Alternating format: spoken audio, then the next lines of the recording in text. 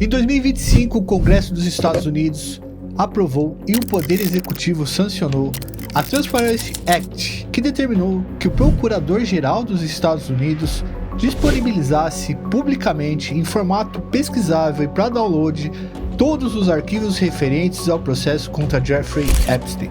Isso gerou um turbilhão de informações sobre os crimes que ele cometeu, mas ainda uma série de teorias e notícias falsas sobre o conteúdo desses arquivos. Mas quem é Jeffrey Epstein e por que esses arquivos são tão importantes? Você descobrirá tudo isso em detalhes hoje no nosso dossiê.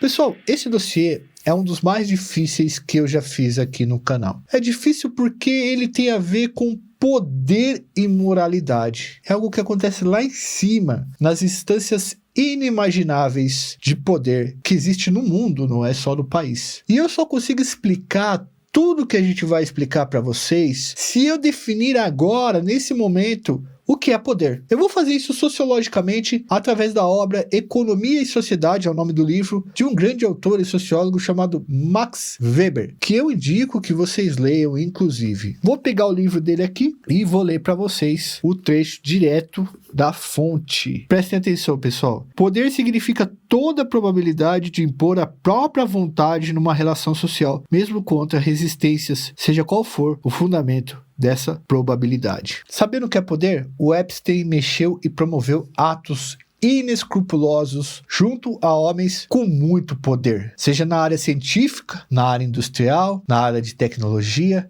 na área política, de finanças, midiáticas, enfim, em todos os lugares. Fernandão, por que o Roberto Marinho, dono da Rede Globo, era poderoso? Porque ele tinha acesso às pessoas. Capacidade de fazer o que ele queria que fosse feito, apesar das resistências. Se o Roberto Marinho chegasse para você hoje e falasse assim: veja, eu vou fazer uma reportagem sobre você se você não fizer isso, o cara fazia. É como o Fantástico faz. Como é que o Fantástico consegue a fala de todo mundo?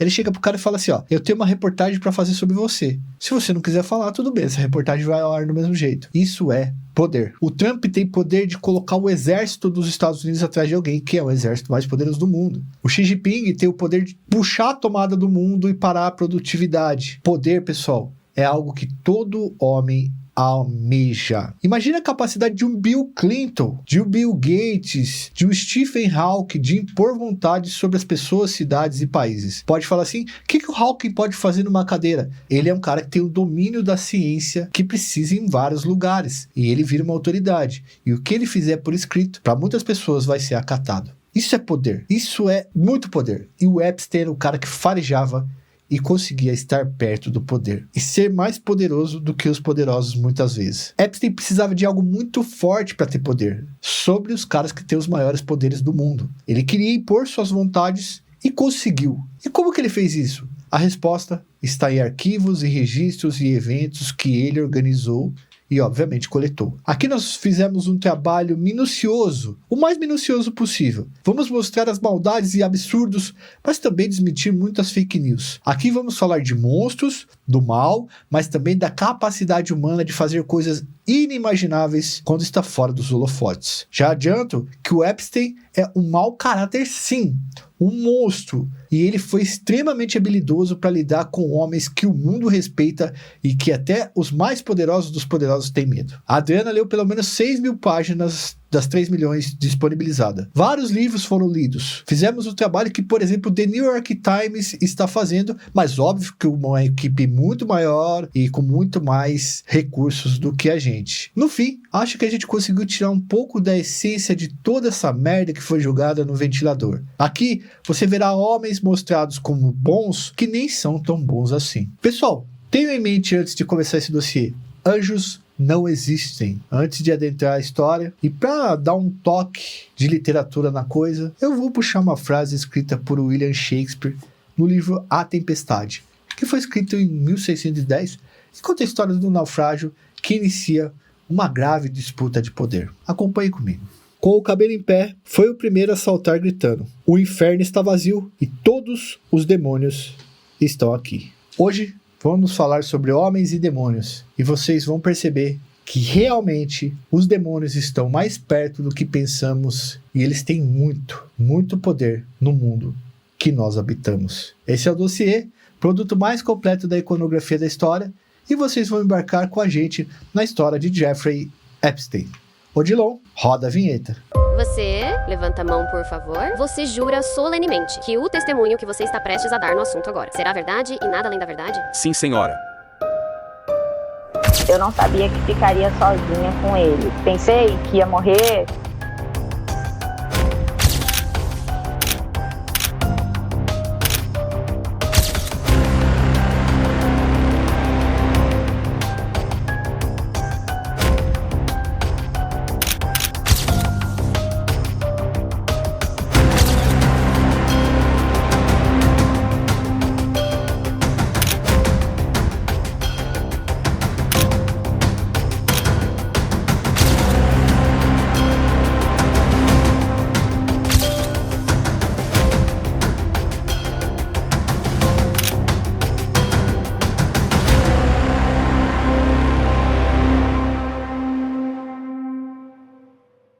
Na manhã do dia 30 de janeiro de 2016, pessoal, os arquivos relacionados às investigações federais do caso Epstein e da sua cúmplice Ghislaine, eu vou falar Ghislaine, tá? Maxwell, foram liberados. São 14 terabytes de dados, cerca de 3,5 milhões de documentos, e-mails, fotos e vídeos. Foram divulgados pelo Departamento de Justiça dos Estados Unidos e eles têm causado esses arquivos, né, todos esses registros, um turbilhão de discussões a respeito dos conteúdos presentes neste material. O Departamento de Justiça lá dos Estados Unidos informou que os arquivos podem incluir imagens falsas, documentos ou vídeos apresentados de forma fraudulenta, que podem ter sido plantados pelo próprio Epstein, ou por cidadãos que enviaram arquivos para o FBI. Conforme foi determinado pela Lei da Transparência, os arquivos do Epstein, ela foi aprovada após um amplo apelo popular e político. O acesso a esses documentos provocou uma verdadeira avalanche de notícias sobre os crimes cometidos por Epstein e as conexões que ele manteve com pessoas muito poderosas. Esses fatos trouxeram novos capítulos dos escândalos que já envolviam o nome dele, mas também muitas fake news e teorias da conspiração, as quais nós vamos falar aqui também. Nós nos debruçamos sobre esses arquivos e sobre livros e matérias jornalísticas a respeito de Epstein e vamos apresentar para vocês uma série de informações sobre a figura que provocou tanto escândalo e repulsa. Inclusive, isso nos cansou muito, tá? Acho que foi um dos dossiês mais complexos de se fazer, mais cansativos. É importante deixar claro aqui que a gente não acessou todos os documentos disponíveis considerando o volume de material. A gente não tem tempo hábil, não tem nem pessoal para fazer isso e muitos arquivos são densos e a gente nem domina. Nem pessoas disponíveis para fazer essa análise a gente tem, mas a gente procurou trazer aqui para vocês uma série de informações relevantes sobre o caso a partir de escritores que se debruçaram muito mais arquivos. Também preciso dizer que o fato de ter o nome na lista de pessoas citadas pelo Epstein ou em seus arquivos, enfim, não faz da pessoa uma criminosa e nem significa que ela manteve contato com o Epstein de verdade. Por exemplo, tem partes que falam do Lula e do Bolsonaro que necessariamente eles não tiveram contato algum com o Epstein. Ele só estava falando para pessoas poderosas sobre as eleições que estavam rolando. É preciso ter cuidado ao tratar de um caso que envolve tantas informações de tantas pessoas. Fatos não esclarecidos e pontos sensíveis permanecem escuros. Falaremos aqui o que conseguimos apurar dentro das nossas condições de trabalho, informações que estão confirmadas nos documentos e que conseguimos acessar e nos livros que nós consultamos sobre o tema, certo? Qualquer coisa que a gente falar aqui tem um documento para comprovar. Dentre esses livros, a gente destacou aqui a trilogia O Arquivo Epstein, Conexões Poderosas. E também Epstein Desnudado, Documentos, E-mails e Segredos. E o outro é A Ilha, os Céus e os Poderosos, uma investigação sobre o império de Jeffrey Epstein. Por que a gente fez isso? Porque esses caras se debruçaram sobre uma grande parte dos arquivos, que somam 3 milhões. E aí, a partir deles, a gente também teve uma ideia geral das conexões entre esses arquivos, tudo bem? Só esses livros já somam 5.000 páginas. O canto A apresenta a história do Epstein e documentos do seu arquivo e as conexões e os crimes que ele cometeu. Essa obra foi uma das nossas principais referências e a partir da sua leitura a gente pôde compreender muito melhor o imenso emaranhado de informações acerca do Jeffrey. Cientes de que muita coisa ficou de fora e de que não é possível cravar uma verdade absoluta sobre uma trama tão complexa e que envolve tanta gente poderosa, vamos apresentar aqui alguns pontos relevantes e a história do Epstein para vocês saberem como é que ele chegou em tudo isso. Feitas essas ressalvas importantes, vamos começar apresentando quem foi Epstein e em seguida falaremos sobre algumas de suas ações e das pessoas com quem ele manteve relações, ok? Deixando claro também, em última instância aqui, para falar antes da gente entrar na história do Jeffrey, isso foi julgado de qualquer jeito pelo Departamento de Justiça dos Estados Unidos. As pessoas foram lendo de qualquer jeito isso, foram misturando teoria da conspiração com realidade, foram pegando nomes lá e dizendo que todo mundo que tá nos arquivos são criminosos. Isso virou uma bagunça. O que nós tentamos fazer aqui foi organizar o caos para vocês. E eu espero que vocês achem interessante e que isso sirva de documentação. É um trabalho muito sério da iconografia da história. Jeffrey Edward Epstein nasceu no Brooklyn, em Nova York, em 20 de janeiro de 1953. Ele é filho de Seymour e Paula Epstein e ele era de uma família simples. Epstein era pobre. O seu pai trabalhava no departamento de parques de Nova York, zelador. E, embora não faltasse nada em casa, eles não tinham dinheiro. Em 1969, Epstein se formou na Lafayette High School e era descrito como um aluno brilhante, mas que demonstrava uma certa falha de caráter. Sabe aqueles pequenos golpes? Ele era visto como um prodígio em matemática, manjava muito e também estudava piano. Depois de concluir o ensino básico, que seria o ensino fundamental e médio, Jeffrey Epstein ingressou na Cooper Union, uma das instituições mais prestigiadas e seletivas da cidade do estado de Nova York. Em 1971, ele se transferiu para Courant Institute Mathematical Science da Universidade de Nova York. Olha, Fernandão, como é que ela tá falando bonito? Considerado o instituto onde estudava a elite da matemática aplicada aqui nos Estados Unidos, o cara vai trabalhar na NASA, em engenharia fudida. Em 1974, faltando poucos créditos para ele se formar, Epstein simplesmente caiu fora, mano. Capou o gato do curso. Ao falar sobre essa decisão, ele disse anos depois que ele saiu porque ele já estava de saco cheio, estava entediado e para ele não servia mais. Segundo o relatório do FBI, essa decisão de abandonar a faculdade é um indício da arrogância narcisista de Epstein, que acreditava que faculdade era para pessoas comuns. Como ele sentia que já sabia mais que seus professores, ele acreditava que não precisava de um diploma para provar o seu valor. O que ele precisava era, na verdade, de dinheiro e de poder. Pensa nessa fala aí, porque isso aí vai desenvolver a vida do Epstein. Isso me lembra, Fernandão, vou até colocar para vocês, pessoal, um dos meus livros prediletos, que é o Crime e Castigo do Dostoiévski, do Fyodor Dostoiévski. Se você ainda não leu, vale a pena. Se ficar entediante, até um terço do livro é meio xarope mesmo. Se ficar entediante, termine de ler, porque é um livro foda, mano. E dá pra entender o Epstein. O nome do cara é Raskolnikov, né? O personagem principal. E ele acaba tirando a vida de uma agiota e da irmã dela. Mas o que o Raskolnikov tem na mente dele? Ele tem uma arrogância que ele acha que existe dois tipos de pessoa no mundo. Os que estão submetidos à lei dos homens e os que não estão submetidos à lei. Que são pessoas que não vão ser colocado limite neles por pessoas comuns. Raskolnikov achava isso. Quando eu comecei a ler sobre o Epstein, que eu analisei muita coisa também, a gente já entendeu que o Raskolnikov e o Epstein eram meio... tinham coisas em comum. Mesmo com a falta do diploma, porque ele saiu fora do Mathematical Institute, em 1974, Jeffrey Epstein conseguiu um emprego na Dalton School, uma escola de elite de Manhattan, vai ver nessa fita, de elite de Manhattan, onde saiu muita gente da elite cultural e financeira de Nova York. É como se fosse uma Harvard High School, tá? Uma Harvard de ensino médio. A partir desse emprego como professor, o Epstein começou a dar um novo rumo para sua vida e já farejar poder. Ele começou a se mostrar como professor que não seguia currículo e rompia com os padrões, o que fez ele se destacar. Para vocês terem uma ideia, ele propunha aos alunos exercícios baseados em jogos de azar e previsões de mercado, e isso funcionava com quem assistia às suas aulas, tá? Ele ensinava você a fazer probabilidade de aposta no ensino médio, tá ligado? O que nos Estados Unidos é muito mais comum do que aqui, como se ensinasse a fazer probabilidade de casa de aposta aqui no Brasil, ia dar mal pepino. Mas ele ensinava a fazer isso porque isso serve nos Estados Unidos para o mercado financeiro, tá? Para, enfim, investimentos no mercado financeiro. E as pessoas começaram a olhar aquilo no Epstein e falar assim,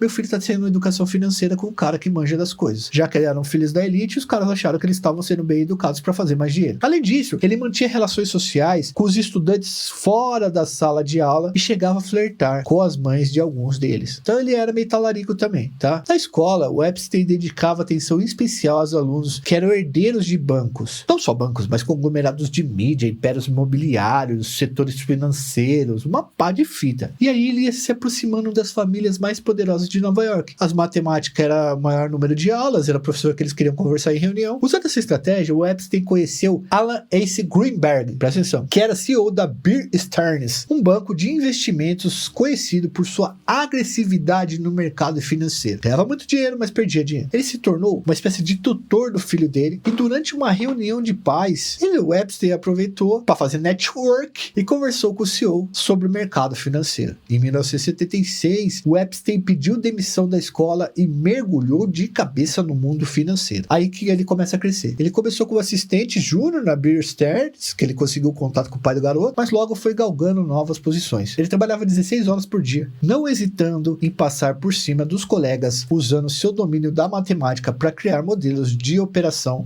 rapidamente. E aí, o que ele fez? Ele alcançou uma ascensão impressionante, também passando a perna nos caras, tá? Mesmo que a ascensão em Wall Street exigisse um diploma universitário, principalmente no MIT e tal, a capacidade de fazer dinheiro de Epstein, que ele desenvolveu como habilidade em matemática, era um detalhe que não passava despercebido. E aí, em 1980, pessoal, aos 27 anos, o Jeffrey, ele tornou-se sócio limitado da Bear Stearns. Olha só, ele fez amizade com o filho do cara, virou tutor, depois fez amizade com o cara, subiu no negócio, começou a trampar lá, passou a perna em todo mundo, e aí ele chega a ser sócio dos caras. E o que o Epstein faz quando ele vira sócio? Ele percebe que essa empresa, ela tinha um domínio sobre negócios escusos, sobre cara que não pagava imposto, engenharia financeira, coisas que poderiam dar cana pros caras. Ele foi descobrindo tudo isso daí, tá ligado, mano? O que fez ele crescer mais ainda. Guarde essa informação, porque o Epstein vai usar muito esse negócio de saber as coisas para ganhar poder. Em 1981, o Epstein cometeu um erro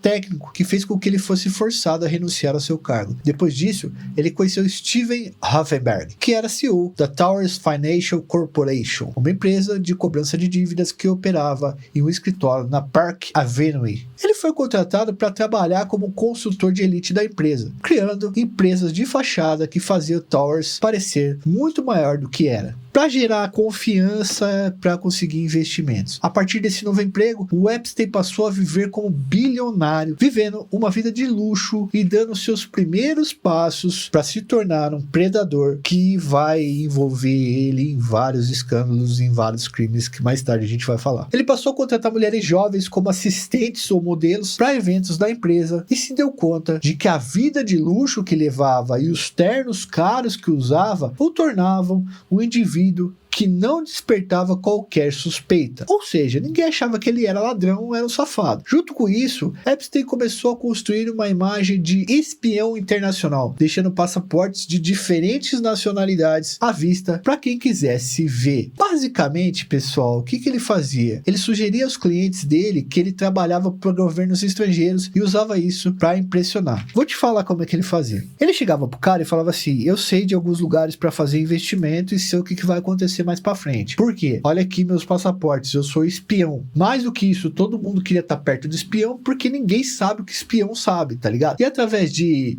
coisas que ele já sabia, que ele já tinha procurado, que ele já tinha descoberto, ele chegava e chantageava mais ainda o cara. Quando você convenceu uma pessoa que você é espião, velho, você consegue muita coisa dela, tá ligado? E aí ele começa a fazer essas coisas com os poderosos. E os caras começam a cair na lábia dele, tá ligado? Em 1987, a Towers Financial caiu nas mãos dos auditores federais. E aí é quando o Epstein vai perceber que a situação vai ficar complicada. O que ele faz? Ele falou: o bicho vai pegar pra mim. Ele simplesmente cortou os laços com a empresa e desapareceu, levando uma quantia estimada em dezenas de milhões. Em 1993, a Towers faliu de vez e foi descoberto que a empresa tinha um rombo de 450 milhões de dólares. Steven Hoffenberg, o CEO, foi preso e condenado a 20 anos de prisão, mas o Epstein saiu ileso por falta de provas do seu envolvimento nos esquemas ilegais da empresa. Veja, e aqui a gente pode falar que o Epstein, ele aplicou um dos melhores métodos dele, que era fazer um dossiê, guardar muita coisa do poderoso e depois usar isso para não ser preso ou para não acontecer nenhum problema para chantagear o cara. Se tem algo que o poderoso tem medo, é de exposição da sua imoralidade. Em 1988, Epstein incorporou J. Epstein Company, que ele havia fundado em 1982 nas Ilhas Virgens Americanas. Esse local foi escolhido porque oferecia, obviamente, benefícios fiscais, que é o chamado de ilha fiscal, né? Da paraíso fiscal. E aí ele conseguiu ganhar mais dinheiro. A partir daí, ele começou a oferecer propostas irrecusáveis para ultra-ricos escaparem dos impostos cobrados pelo governo. Ele criou um sistema de engenharia financeira para não pagar imposto. A empreitada para alcançar o sucesso de sua empresa veio quando ele conseguiu assumir o controle total das finanças pessoais e filantrópicas de Leslie Wexner. Presta atenção nesse nome. Esse é o homem mais rico de Ohio, considerado o gênio do varejo que transformou a The Limited e a Victoria's Secrets em impérios globais. Sim, o dono da Victoria's Secrets. Ele passou a ser conhecido como o homem que falava por Wexner, tá? O Epstein. E o Epstein abriu definitivamente as portas com as quais ele tanto sonhava. Ele tinha realmente, neste momento, se inserido por completo na ultra elite norte-americana e estava pronto para assumir o seu lugar de predador. Ele começou a vagar pelos corredores dos bilionários. O relacionamento dele com Ghislaine Maxwell, que vai ser importante nessa história, ela é filha de um barão da mídia britânica, o Robert Maxwell, muito famoso. Ele casou com a mina e deu um próximo passo para realizar o seu intento de chegar aos poderosos. A união com Ghislaine lhe daria o que lhe faltava: classe, pedigree europeu e acesso à aristocracia não só americana, mas britânica. Para Ghislaine, a união também seria lucrativo. Ela teria um homem que poderia manter a vida de luxo dela porque tinha dinheiro, apesar de ser um new rich, e ela levaria para ele a aristocracia, né? Então seria a mistura ali do new rich, que é o novo rico, com o old money, que seria a aristocracia. E aí o Epstein conseguiria atuar nos dois lados. Aparecer da casa dele na festa com o príncipe e com um novo rico coach. Os dois, então, decidiram juntar os seus interesses e Ghislaine se tornou, inclusive, a recrutadora-chefe das garotas jovens que passaram a ser alvas de Epstein posteriormente. Vamos falar disso mais pra frente. A partir dessa união dos dois, as portas da elite de Nova York se escancararam de vez para Epstein e ele começou a dar vazão ao seu lado mais sombrio para os grandes poderosos. A mansão de 7 andares, localizada na Upper East Side de Manhattan, na rua 71, número 9, lugar do inferno, se transformou no quartel-general de Epstein para pensar e fazer maldades. E foi ali que ele começou uma onda de crimes que vai entrar para a história dos Estados Unidos e agora para a história do mundo, com todos esses arquivos que saíram aqui. De acordo com o depoimento dado ao FBI em 1996, se liga, a gente trouxe o trecho para vocês. Abre aspas. Aquela casa não era um lar, ela era um cenário de teatro. As paredes estavam cobertas de fotos de ditadores e príncipes, mas se você olhasse de perto, não havia fotos da família, não havia vida, havia apenas vigilância. Fecha aspas. A casa anteriormente pertencia ao dono lá da Victoria's Secret e o Epstein se mudou para lá em 1993. Há quem diga que a gente viu que ele conseguiu essa mansão chantageando o Wexner. Além da decoração bizarra, a casa era completamente vigiada. Era muito louco isso. Havia câmeras ocultas e detectores de fumaças em todo lugar. Mano, tinha... Parece bagulho de espião mesmo, Fernandão. Tinha no banheiro, tinha no quadro, tinha... E naquela época, pessoal, câmeras não eram coisas assim, microcâmeras não era coisa comum, não, tinha que gastar muito dinheiro pra fazer isso. Não só isso, tinha microfones embutidos, parecia Stasi, sabe, a KGB, o FBI mesmo, tá? E ele tinha uma sala de massagem. Todos os cabos levavam a uma sala de servidor trancada no porão, apelidada de Media Room, ou seja, o quarto da mídia. Além de abusar das mulheres, o Epstein documentava tudo. Ele era doente por documentar. Para os investigadores, pessoal, que a gente acabou lendo aqui sobre o assunto, essa vigilância extrema era movida por 2 motivos básicos. Primeiro é controle, já que ele podia monitorar a equipe e as vítimas 24 horas por dia. E o segundo é obtenção de material comprometedor contra seus convidados, que obviamente eram homens muito poderosos. Essas estratégias garantiam que ninguém denunciaria porque tinha gravações de todos os poderosos que por ali passaram. Fala aí. E como você falou anteriormente, ele colecionava dossiê, né? Ele fazia dossiê de todo mundo. Galera, escutem. Sabe às vezes que vocês veem um habeas corpus saindo do nada em alguns lugares, fora do Brasil, longe do Brasil? Às vezes, o cara, ele vai condenar o maluco, só que chega um advogado de corre e fala assim, o senhor vai condenar? Ele traz um pacote desse tamanho de folhas, de um monte de coisa que o cara fez e não pode sair, traindo mulher, mamando os outros, tá ligado? E o que o cara faz? Ele fica desesperado. Isso se chama dossiê. A gente Esse é o vê dossiê. muito em filme o cara chegando e jogando uma pasta branca assim na mesa, saindo um monte de fotinha assim. Exatamente. O Epstein era craque em fazer isso. Então ele armava essas situações e falava, porra, o cara pode foder minha vida, mas eu vou foder a dele primeiro, se eu puder. Bah, é psicopático total. Isso vai virar um método dele para lidar com os poderosos. Entre os anos de 1994 e 95, vizinhos e porteiros começaram a notar um fluxo constante de mulheres jovens. Os porteiros queriam pegar as minas também, vai. Muitos com a aparência de menores de idade entrando e saindo em horários estranhos da mansão. Era um tráfico, tá? A partir desse momento, o Epstein institucionalizou um esquema de massagem. O que ele fazia? Ele divulgava isso para conseguir massagistas e era assim. Você quer ganhar dinheiro rápido? Você tem boas mãos? Eu conheço um bilionário que paga $200 por hora apenas para você apertar as costas dele. A promessa era isso aí. Pode, boa, né? Ghislaine Maxwell era uma das responsáveis por selecionar essas massagistas que tinham a função de fazer muito mais do que massagens nas costas do Epstein. Quando era mulher, as minas se sentia mais segura, tá? E não era só do Epstein, logicamente, que ele ia fazer massagem, né? Ele ia fazer massagem nas costas de poderosos. Depois que essas jovens entravam dentro da mansão, os seus passaportes ou documentos eram retidos por segurança e Epstein começava com a gente. Logicamente, início dos anos 90, pessoal, não tinha tanto celular e essas coisas, beleza? Após a massagem, vinha um pedido para que a massagista tirasse a blusa e depois vinham aqueles toques inapropriados e toda essa violência que vocês estão ligados no que a gente tá falando. Com medo, controle, na casa do cara, um monte de segurança, não sei o que, a mina tinha que ceder na violência, porque não tinha como. A primeira denúncia das violações cometidas naquela mansão veio no ano de 1996, 30 anos atrás. A artista Maria Farmer foi até a mansão com a sua irmã menor de idade para catalogar a arte de Epstein, e aí a Maria e a irmã foram abusadas, infelizmente. Ela conseguiu fugir e denunciar o que tinha acontecido para a polícia de Nova York e para o FBI. Mas adivinha? Nada aconteceu. Com certeza. Maria Farmer foi desacreditada, descredibilizada e o relatório policial simplesmente esquecido. A partir daí, Epstein teve certeza de que estava livre para fazer o que quisesse e expandiu absurdamente as suas ações ilegais. Depois disso, obviamente, um Boeing 727, o Lolita Express chamava, também passou a ser usado por Epstein para cometer seus crimes. O cara chamava de Lolita Express, irmão. Para quem não conhece, a Lolita é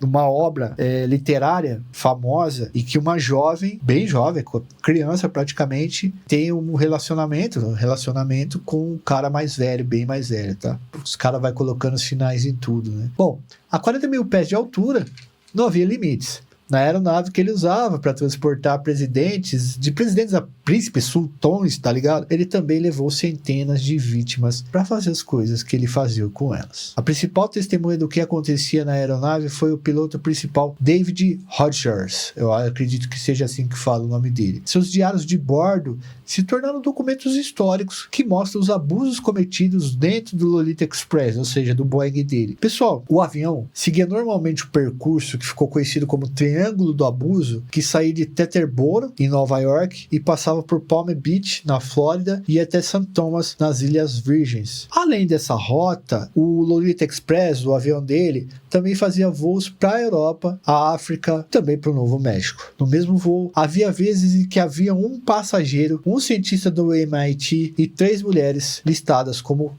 fêmea 1, fêmea 2 e fêmea 3, ou por outros códigos numéricos que apagavam completamente a identidade das vítimas e dificultavam qualquer tipo de investigação se ela acontecesse. Tratadas como objetos, elas não precisavam ser nomeadas. O que importava para o Epstein e para os agressores era subjugá-las, e aí sem o nome você não cria nem empatia. De acordo com os arquivos do Epstein, Donald Trump voou no Lolita Express pelo menos 7 vezes nos anos 90. Em 1997, ele teria voado com Epstein e Ghislaine Maxwell e 2 outros passageiros não identificados. E para de encher o saco e falar bosta aqui que ele é esquerdista, tá falando do Trump. Vai mamar o Trump então, viu? Deixa eu falar pra você uma coisa. Amigo, o Trump é presidente dos Estados Unidos, caralho. é muito relevante falar dele numa história dessa. Mas vai ter outra aqui, ó. Bill Clinton voou 26 vezes entre 2002 e 2003. Bill Clinton caiu, né? A imagem dele foi muito manchada quando ele teve um caso lá com a Monica Lewinsky, que era secretária dele. E o bicho pegou. Bom, as viagens do Clinton incluíram paradas na Europa, na Ásia e na África, principalmente para eventos da Fundação Clinton lá. Segundo sua defesa do Clinton, ele não sabia sobre os crimes cometidos por Epstein. Ele só estava num avião chamado Lolita Express. O Duque de York, por exemplo, que é o príncipe Andrew, teria estado na aeronave em datas que coincidiam com os depoimentos de Virginia Giuffre, tá? Que o acusou de abuso. A gente vai explicar melhor essa história mais pra frente, mas guarda o nome do príncipe aí. Em 1998, o Epstein pagou 7,95 milhões de dólares por Little St. James, uma ilhota de 70 acres no largo da costa de St. Thomas, nas Ilhas Virgens Americanas, que é o paraíso fiscal dele. O local ficou conhecido como Ilha do Epstein. O cara tinha uma ilha, porra. E esse foi o cenário para que seus crimes mais terríveis acontecessem. E o local totalmente isolado, as suas vítimas não tinham a menor possibilidade de escapar do que acontecia naquela ilha. Então ele fazia numa casa, depois começou fazendo um avião, depois começou fazendo uma ilha, tá? Nesse lugar aí, nessa ilha, o Epstein recebia convidados ilustres. Há fotos do Stephen Hawking e o churrasco na ilha lá, do jeito que ele era lá, e as pessoas, as minas do lado. Não há provas, tá, pessoal, que o Hawking tenha participado de um crime no local, mas a sua presença mostra que o Epstein conseguia atrair mentes brilhantes para o lugar, uma autoridade científica dos anos 90 e anos 2000. E aí ele usava, lógico, a ciência para mascarar as barbáries que ele cometia. O Stephen Hawking foi até a ilha para participar de uma conferência legítima e financiada por Epstein, tá? Tem esse bagulho que os caras pegou ele lá e chegou junto nele, não. Os arquivos de Epstein mostram que a intenção dele não era tentar corromper o Hawking. Porque os caras mandou para mim, mano. Os caras mandou para mim. Pô, é verdade que chegaram junto no Hawking, no Stephen Hawking lá e tal. Mano, não tem registro disso aí, tá? Já é a primeira coisa que não vai tirar. Ele queria...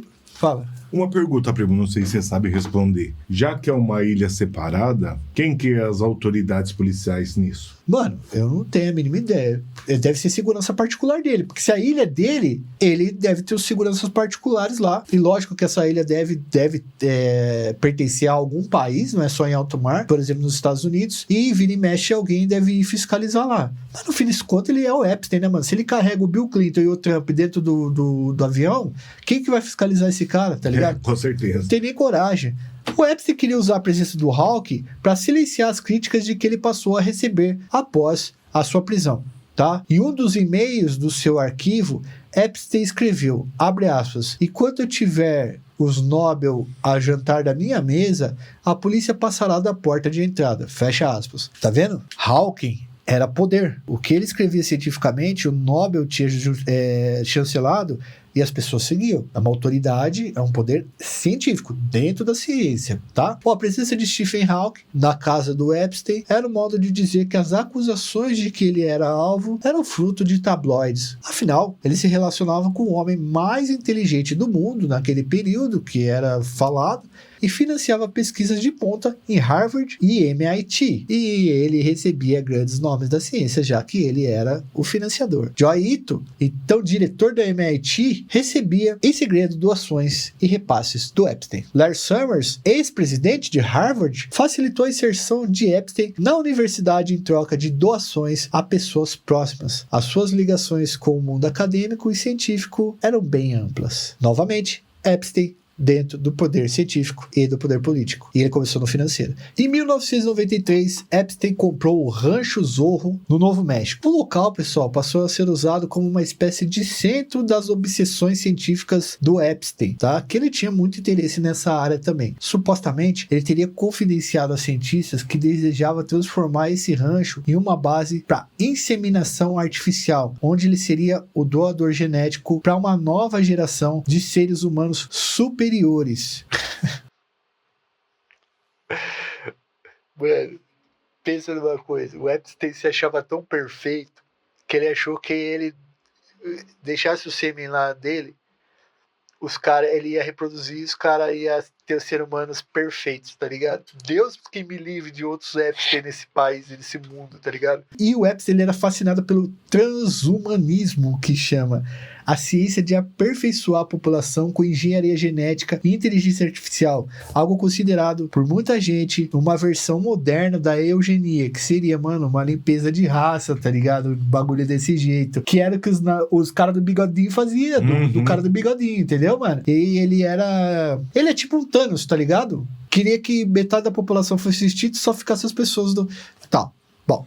Segundo esses cientistas, o plano de Epstein era inseminar 20 mulheres ao mesmo tempo. Um cientista da NASA chegou a afirmar que o Jeffrey Epstein convidava ele para alguns de seus jantares e aí colocava na mesa as mulheres atraentes, com boa formação acadêmica, porque ele queria que o cara da NASA fizesse uma seleção das candidatas. Não há registros oficiais de que ele tenha levado essa ideia adiante, mas entre os documentos que a gente analisou e divulgados pelo Departamento de Justiça dos Estados Unidos, há uma entrada de um diário de uma adolescente de 16 anos que afirma que em 2002 ela teve um filho com o Epstein. Segundo esse diário, Ghislaine Maxwell esteve presente durante o parto e ela só pôde pegar a filha por apenas 10 minutos para ficar um pouquinho com ela. Segundo consta, a adolescente escreve que foi transformada em uma incubadora humana e ela afirma o seguinte lá no diário, abre aspas, ela nasceu, eu vi o choro, vi esta cabeça pequenininha e o corpo nas mãos do médico. Ghislaine disse que ela era linda. Onde é que ela está? Fecha aspas. Em outra passagem desse diário, ela diz que o Epstein pretendia criar, abre aspas, descendente perfeito, fecha aspas. Não há, porém, informações que comprovem a existência desse filho de Epstein. E ele poderia muito bem ter dado sumiço. Em março de 2005, o Epstein lidou com a primeira denúncia que foi levada adiante sobre o que aconteciam em suas propriedades, tá? Vamos lá. Uma mulher relatou na delegacia de Palm Beach que a sua filha de 14 anos estava sendo paga para fazer massagens, daquelas massagens que a gente falou para vocês agora há pouco, em um homem rico chamado Jeffrey Epstein. O Jeffrey, né? O Epstein. Segundo a mulher, a filha estava sendo pressionada a recrutar outras meninas em sua escola para ir fazer as mesmas massagens lá e sofrer esse tipo de abuso que acontecia. Ao contrário de outras denúncias que foram providencialmente arquivadas pelos agentes da lei que estavam ali na folha de pagamento do Epstein, essa denúncia só foi para frente porque caiu nas mãos do chefe de polícia Michael Reiter e ele percebeu a gravidade da situação. O Reiter, ele era um profissional íntegro e incorruptível e ele acabou não avisando o xerife do condado que tinha relações com o Epstein e ele acabou descobrindo. E ele montou uma força-tarefa secreta com caras da sua confiança bem pequena para investigar todo o caso, porque sabia que estava mexendo com o poderoso que controlava outros poderosos. Como ele não tinha mandado para entrar na mansão, a investigação começou pelo lixo da residência, tá? Durante semanas, investigadores disfarçados de coletores recolheram os sacos de lixo da mansão e encontraram manuscritos com nomes e telefones de meninas e anotações sobre pagamentos de massagem. O nome estava realmente desse jeito, pagamento de massagem. A partir das evidências coletadas no lixo e do depoimento das vítimas, o Reiter, né, que é o delegado que estava tocando o negócio, conseguiu um mandado de busca contra o Epstein. Em outubro de 2005, a polícia acabou conseguindo invadir a mansão do Epstein e encontrou salas de massagens equipadas com brinquedos, aqueles brinquedinhos que vocês sabem, tá ligado? E um negócio chamado livro preto, com centenas de nomes e endereços de pessoas que tinham alguma relação ou algum contato com ele, inclusive nomes de poderosos. Aí, através dos computadores, que também foram confiscados, né, e apreendidos, a polícia encontrou milhares de fotos de mulheres nuas, seminuas e em algumas situações aí que vocês sabem,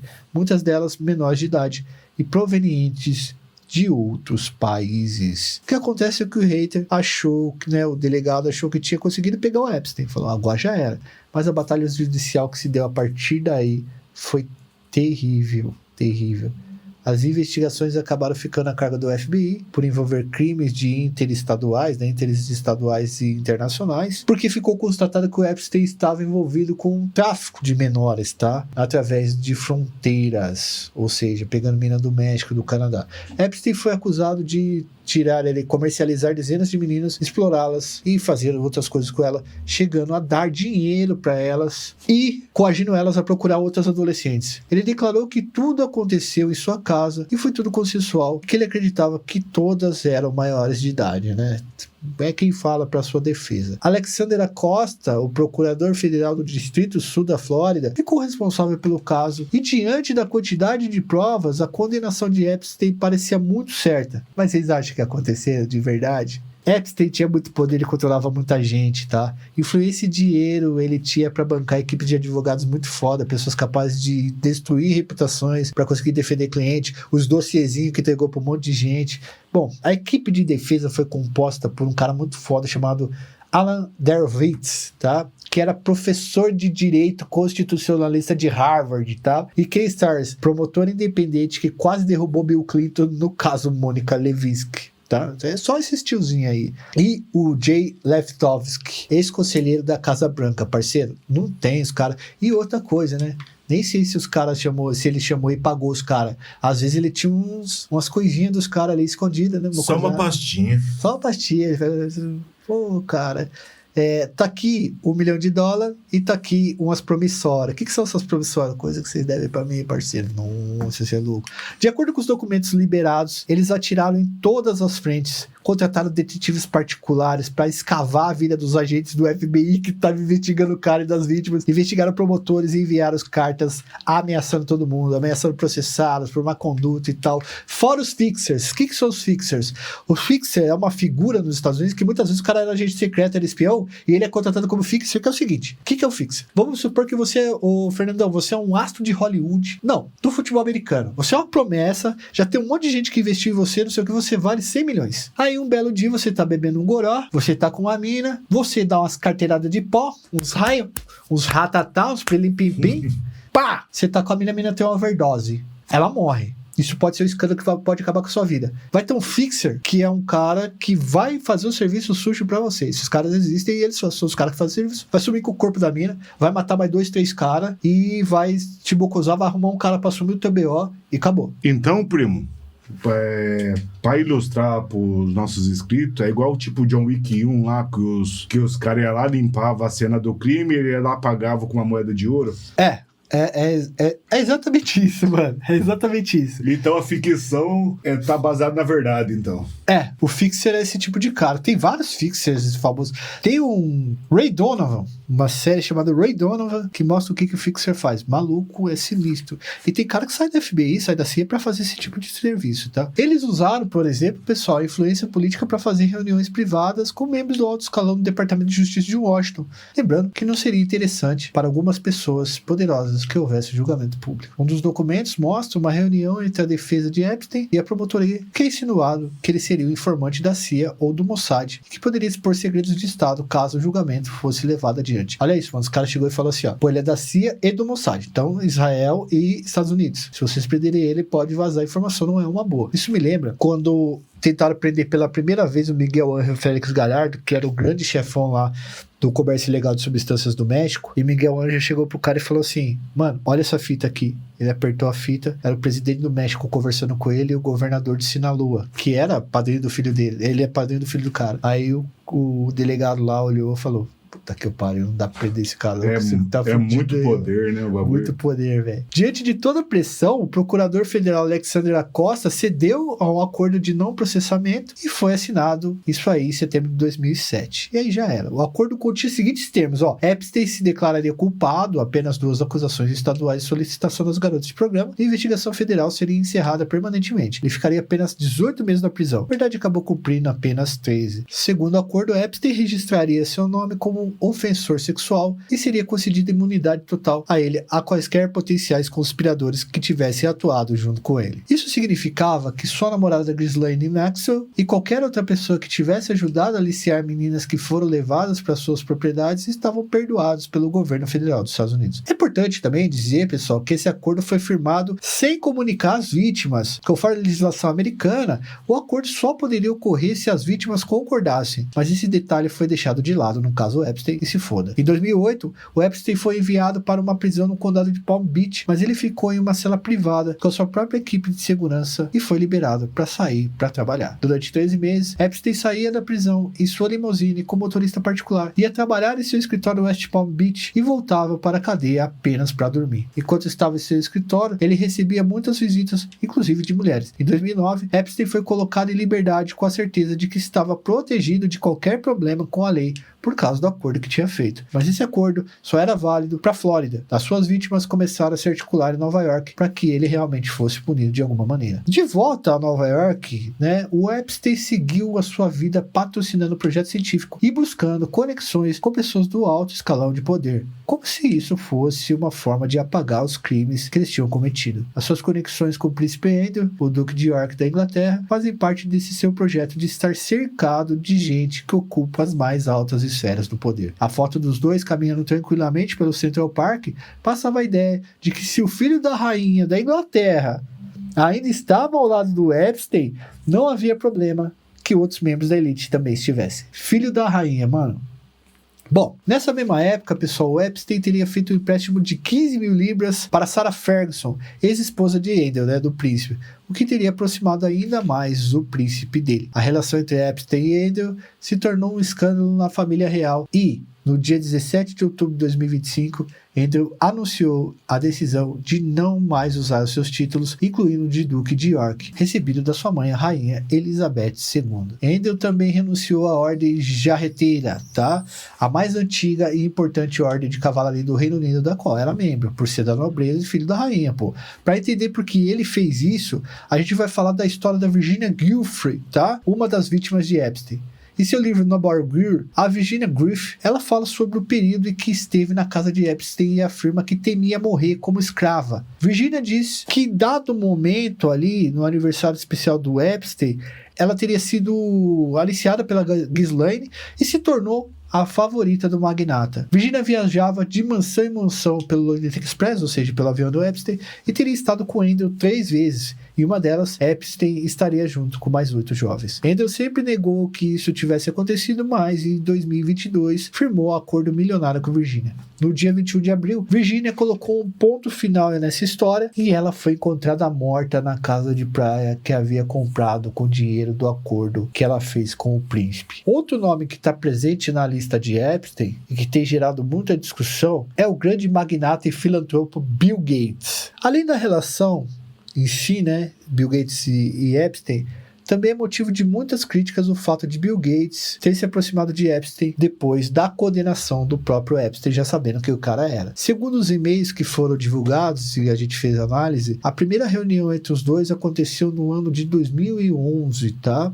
aproximação teria acontecido através dos conselheiros científicos e filantrópicos. Epstein teria convencido Gates de que poderia desbloquear bilhões de dólares em fundos de caridade de outros doadores ricos para a erradicação da poliomielite. Fernandão, outra coisa do Epstein, ele é o tipo de cara que senta na mesa e fala assim, eu resolvo barato. Não tá conseguindo resolver, eu resolvo barato. Mano, isso pros caras que é bilionário, pra gente também, mano, quem resolve o problema, tá ligado? Bom, os registros mostram que Bill Gates voou com o Epstein em 2013. Ele se hospedou no Palm Beach, mas afirmou que não participou de nenhuma das atividades ilícitas dele e que sua aproximação com Epstein foi apenas por filantropia. Em 2014, Gates se afastou de Epstein, mas a sua aproximação com o milionário manchou para sempre a sua reputação. Em um dos e-mails enviados, o Epstein enviou para ele mesmo. Ele está disponível no arquivo, inclusive, que foi liberado. Epstein insinuava que Bill Gates teria mantido relações com garotas russas em sua propriedade e que teria contraído IST em um desses encontros. Então, ele pegou o bicho aí, mano. Epstein, então, forneceu antibióticos para Gates e ele teria dado esses medicamentos. Deve ser gonorreia, mano. Foi isso que aconteceu e aí parece que a Melinda Gates pegou também o barato dele.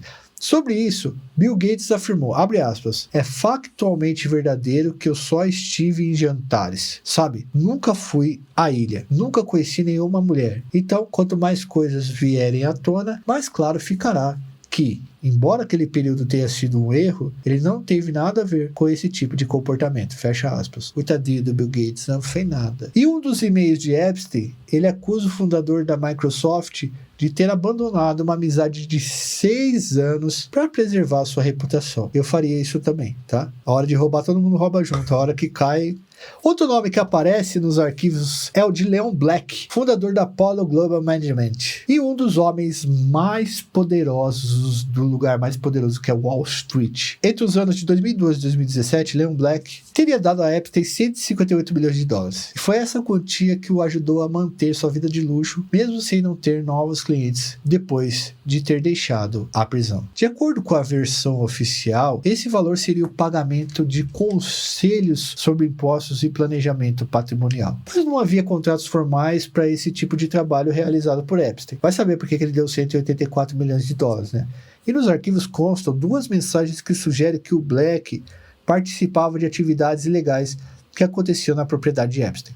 Novamente, essas atividades ilegais têm a ver com bebida, entorpecentes e mulheres e menores. Em uma das mensagens consta que o Epstein teria pedido para uma garota massagear Black enquanto ele estava sem roupa. Além disso, há uma acusação de uma mulher contra o próprio Black ali, que é muito poderoso em Wall Street. Segundo essa acusação, ele obrigou a mulher que massageava ele a fazer isso aqui, né?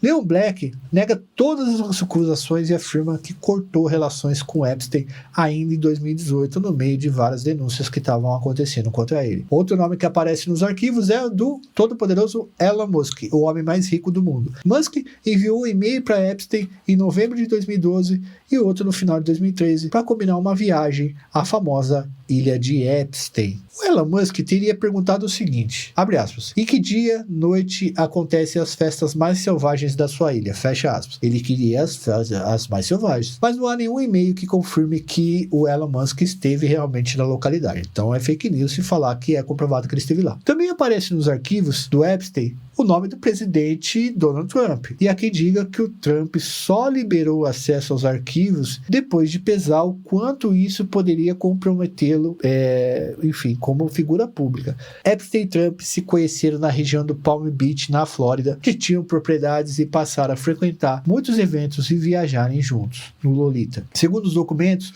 os dois mantiveram uma relação amistosa durante grande parte da década de 90, tendo se distanciado em 2004, após divergirem sobre a compra de uma propriedade que acabou sendo arrematada por Trump. Lembrando que o Trump ainda era aquele empresário lá do ramo da construtora e tal. Além disso, o Trump afirmava que baniu Epstein de sua propriedade depois que ele demonstrou um comportamento inadequado com a filha de um convidado. Parece que ele teria chavecado a menina lá e feito convite para ela. Há nos arquivos uma denúncia de que Trump ter abusado de uma menina mais nova, menor, há mais de 30 anos em Nova Jersey, mas também não há prova desse fato. Segundo a denúncia, a garota tinha 13 ou 14 anos na época e foi forçada a fazer novamente esse negócio aqui, fuga da Lula. Ela teria mordido um membro do Trump. O Trump nega que isso tenha realmente acontecido. Na época que eles eram próximos, né, o Trump escreveu que Epstein era um cara incrível e ele afirmou o seguinte, registrado, abre aspas, ele gosta de mulheres bonitas tanto quanto eu e muitas delas são mais jovens, fecha aspas. O Epstein escreveu em um e-mail que Trump passou horas em sua casa e que ele sabia sobre as meninas bonitas que frequentavam a ilha e a casa do Epstein. Donald Trump nega qualquer envolvimento com os crimes e diz que não tinha conhecidamente qualquer irregularidade e não teria cometido nada com o ex-amigo. O presidente dos Estados Unidos afirma que as acusações são uma conspiração contra ele e pede que o país vire a página desse escândalo e puna quem tem que punir. Ele falou que é coisa do judiciário. Outra troca de e-mail presente nos arquivos mostra que Epstein, ele enviou 10 mil francos ao brasileiro Reinaldo Ávila da Silva, que se casou com o lord britânico Peter Mandelson no ano de 2023, agora 3 anos atrás. De acordo com esses e-mails enviados, Reinaldo recebeu várias transferências de Epstein entre o ano de 2009 e o ano de 2010, com o objetivo de ajudá-lo a seguir o sonho de se tornar um osteopata. Segundo registros, esse dinheiro era destinado a financiar um curso na área e outras despesas relacionadas a essa questão aí da formação. Peter Mandelson, com quem Reinaldo vai se casar depois, também aparece nos arquivos de Epstein. Em 2009, quando Epstein já estava preso, o Mandelson pediu para se hospedar em uma das propriedades do magnata, mostrando ali que eles tinham alguma relação. Em 2024, o Manson foi nomeado embaixador do Reino Unido nos Estados Unidos, mas foi demitido menos de um ano depois, devido à revelação de que teria feito contato com Epstein após a condenação pelos crimes que ele cometeu. Segundo os arquivos, Mandelson teria fornecido informações confidenciais da coroa britânica ao Epstein. Mandelson afirmou que não presenciou nenhuma irregularidade de Epstein e que acreditou em suas mentiras. O empresário bilionário Howard Lutnick também manteve relações com Epstein. Há um e-mail de dezembro de 2012 no qual ele pergunta se poderia visitar Epstein para fazer uma refeição com ele e trocar uma ideia. Segundo esse arquivo,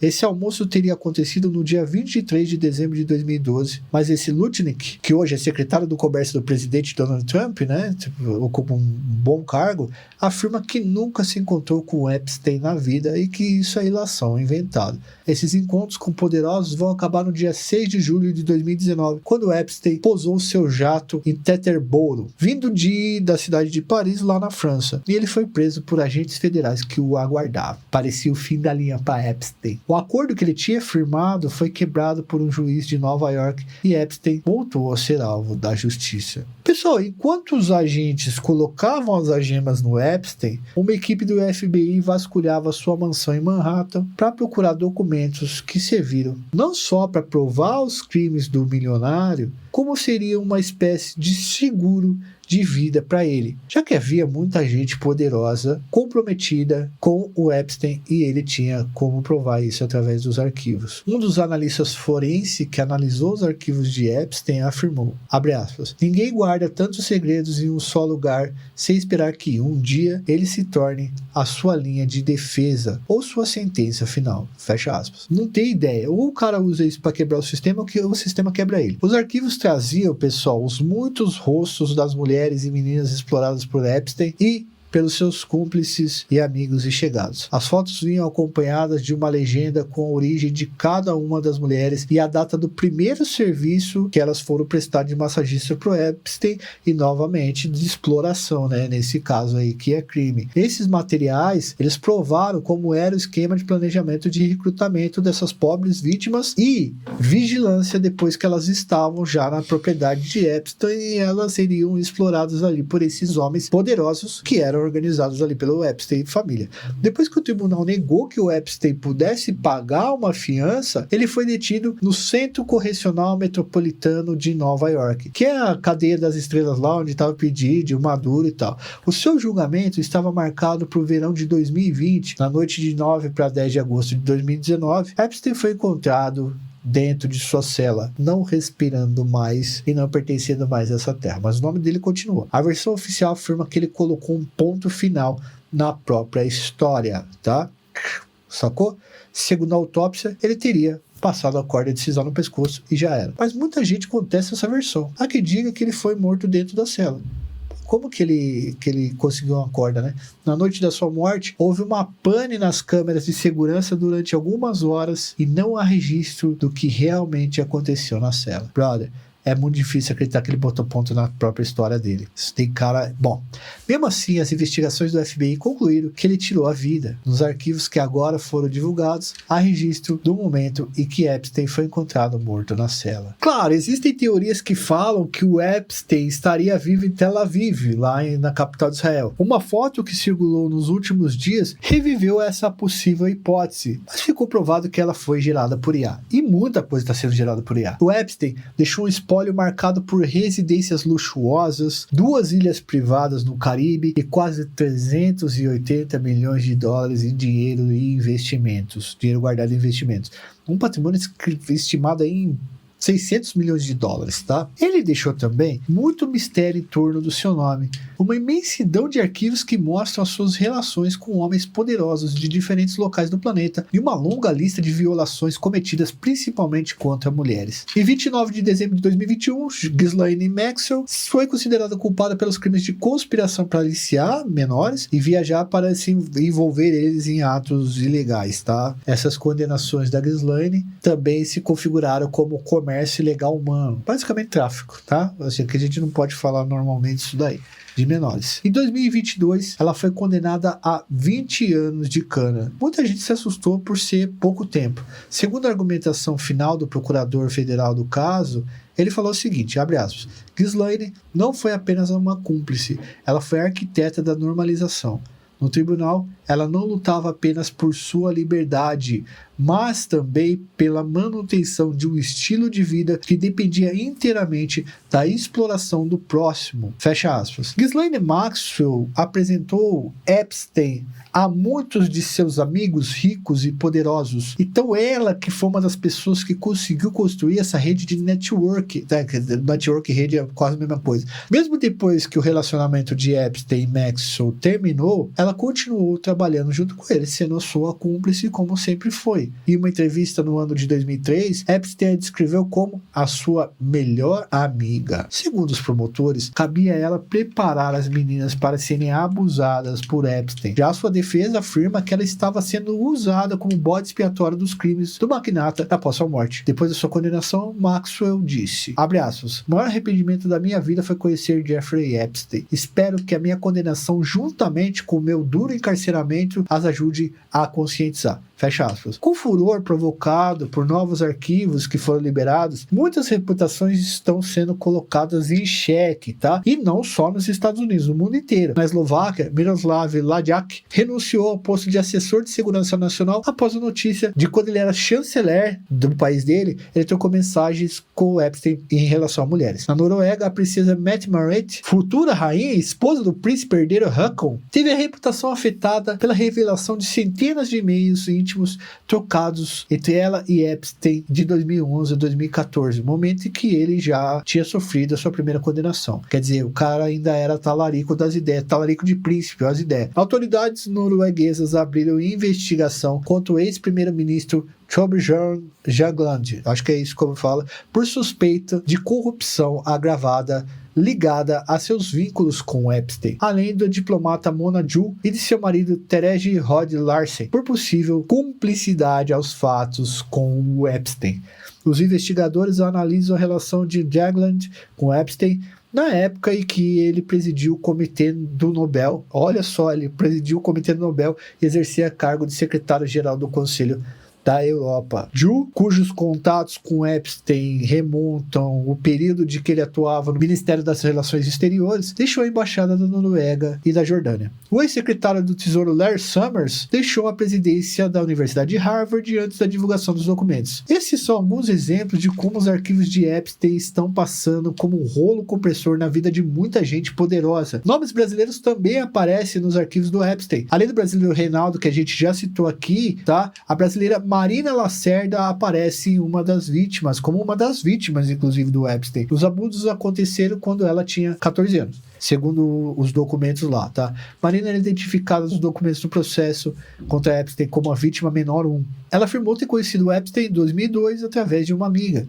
Tinha chegado nos Estados Unidos aos 8 anos de idade e aos 14 já fazia bicos para ajudar a mãe e a irmã a manterem a casa. Uma amiga então lhe contou sobre um homem legal que pagava $300 por uma massagem e ela foi até a mansão. Marina conta que foi forçada a ter relações, que ela era incentivada a recrutar outras meninas como ela, inclusive brasileiras. Ela afirma que foi vítima de Epstein por 3 anos e quando estava prestes a completar 17 anos, ela foi dispensável porque estava velha demais para o que o Epstein queria fazer para que ele gostava. Mensagens dos arquivos indicam que o agente de modelos francês Jean-Luc Brunel, que é muito famoso, um dos principais parceiros de Epstein também, teria vindo ao Brasil algumas vezes para recrutar modelos brasileiros. Segundo esses documentos, 4 garotas do Brasil teriam sido levadas à casa de Epstein nos Estados Unidos para uma festa. Pelo menos 2 delas seriam menores de idade, com 13 e 15 anos. Os nomes dessas garotas, obviamente, não foram revelados. E segundo a Maria Lacerda, pelo menos 50 brasileiras foram até a mansão de Epstein. Nos arquivos há documentos que indicam que viagens do Brasil para lá eram comuns e eles vinham aqui buscar modelos. E eles faziam contatos com agências e revistas de moda para recrutar essas moças. Além do trabalho de Brunel e do músico britânico Ramsey Eckley, que eram aliciadores de Epstein, há indícios de aliciamento por uma mulher que também era explorada por Epstein e que que buscava outras meninas no Brasil. Brunel foi preso em 2020 e acusado de fazer parte do esquema de Epstein. Em 2022, ele foi encontrado morto em sua cela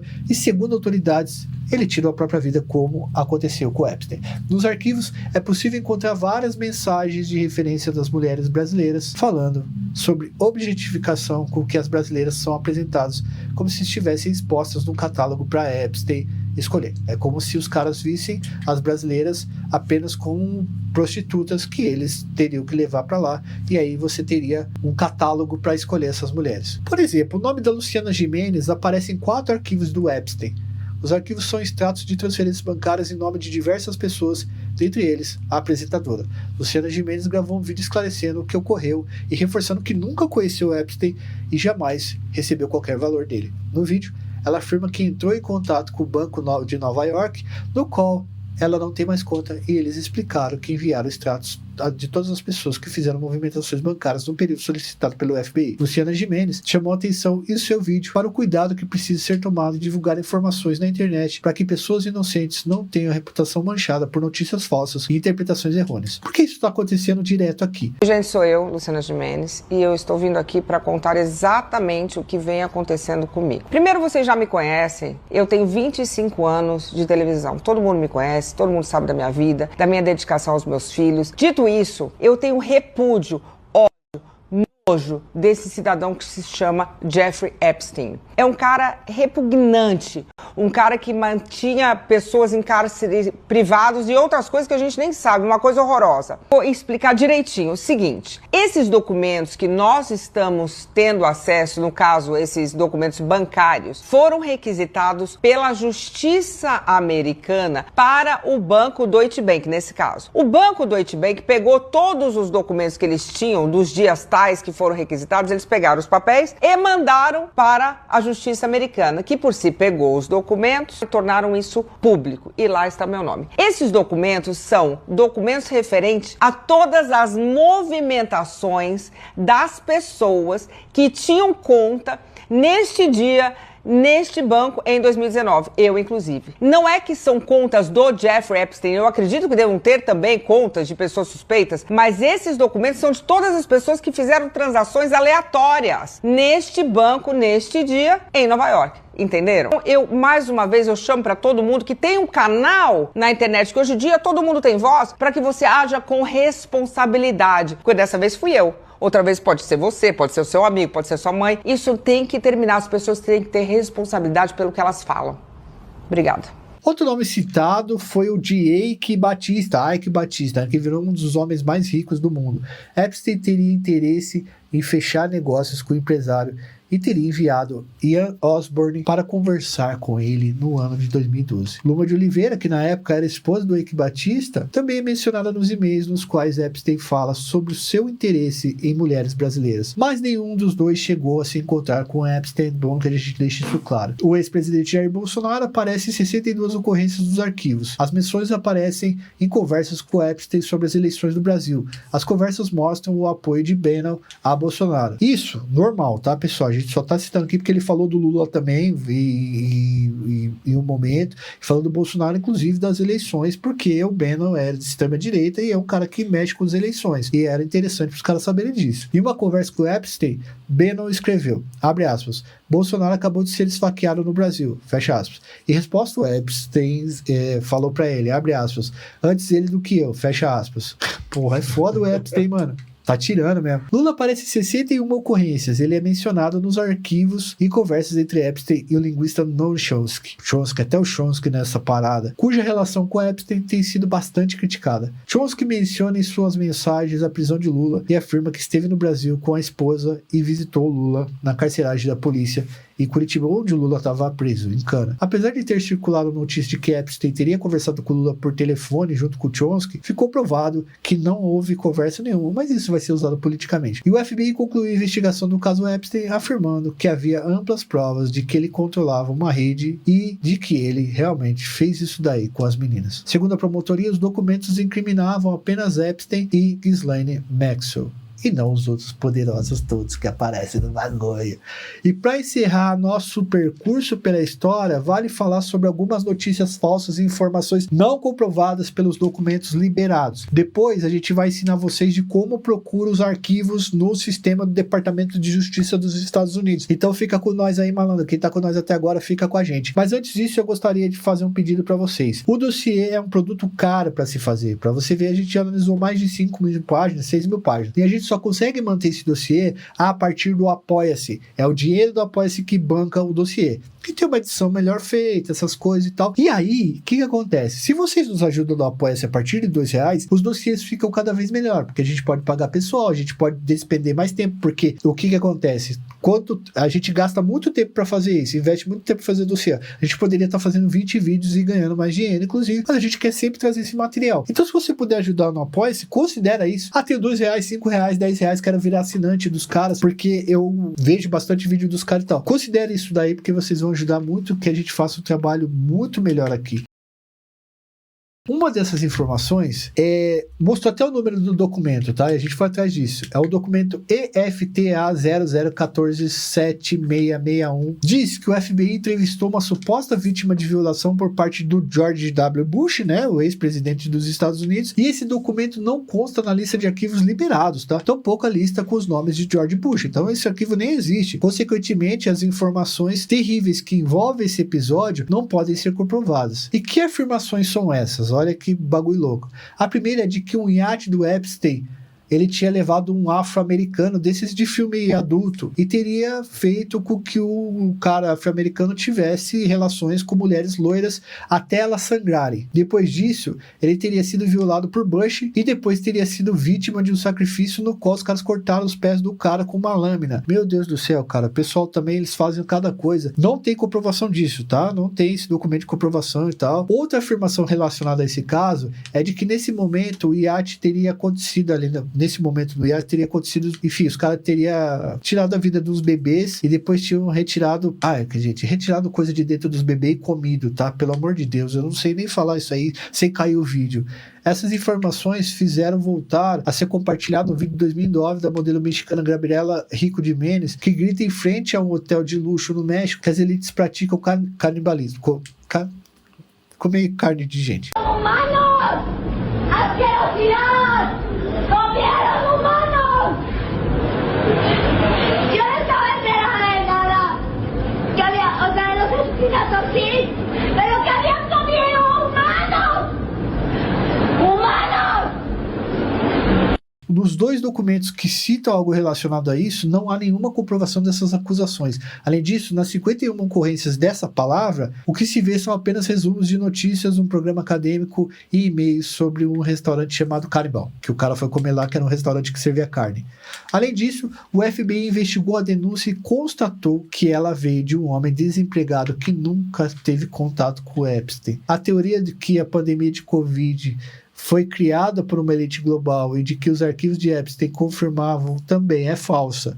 O que existe é uma troca de e-mails ao qual algumas pessoas e o Bill Gates são convidados para uma conferência em Genebra, na Suíça. O título do painel é Preparando-se para Pandemias, lições aprendidas para respostas mais eficazes. Os convites foram enviados pelo diplomata norueguês Tarji Rod Larsen, que já apareceu aqui no nosso vídeo. Esses são apenas 2 exemplos do cuidado que devemos ter ao analisar as informações que estão circulando sobre esses arquivos. A professora Frederick Sandretto disse que o imenso volume de documentos publicados reativou a máquina de teorias conspiratórias e que o enorme volume dos documentos faz com que as pessoas não saibam nem por onde começar a analisar os arquivos, criando uma zona fértil de interpretações distorcidas, que a gente tem visto muito. Eu mesmo acreditei em um monte de coisa que os caras disseram, a hora que nós fizemos a análise, falamos, mano, não tem nada disso e tal. Isso não isenta o Epstein de ter feito atrocidades, de ser um homem mal demais, e também não isenta de uma história de repente ele ter feito muitas atrocidades e que não saíram ainda. Ao acessar esses documentos é possível ficar horas olhando para ele e assim, tendo muitas informações, tem material para vocês lerem absurdamente, mas é muito difícil de você organizar, tá? No direito se fala em uma técnica de má-fé processual chamada document dump,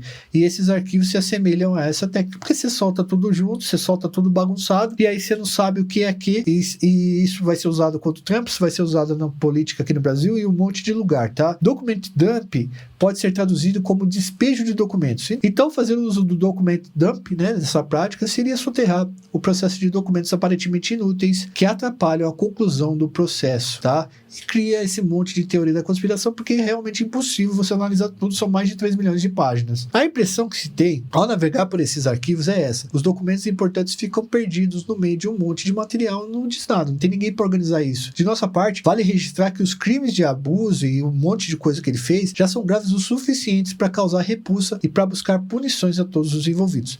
Não é necessário criar teorias da conspiração ou fake news para tornar o que aconteceu ainda pior. Por fim, além da questão jurídica e criminal, o caso Epstein nos faz pensar sobre como são destruídas estruturas de poder. No caso do Epstein, ele construiu uma rede muito poderosa formada pela mais alta elite de diferentes locais do mundo. Essa rede é marcada por um silêncio conveniente, por muitas fotos e festas cheias de luxos e sorrisos e muita coisa errada, tá ligado? E isso deveria bastar para causar indignação e nos fazer lembrar da citação de Shakespeare que citamos aqui no início. O inferno está vazio e todos os demônios estão aqui dentro. E essa é a história do Epstein. É uma história de poder, de dinheiro e corrompimento. Vamos agora mostrar para vocês como que vocês acham esse arquivo no Departamento de Justiça dos Estados Unidos. Fernandão, fecha para nós aí no React. Bom, vamos lá. Primeira coisa que vocês têm que fazer é aqui, ó, ir no nosso Google e colocar aqui, ó, Epstein Library.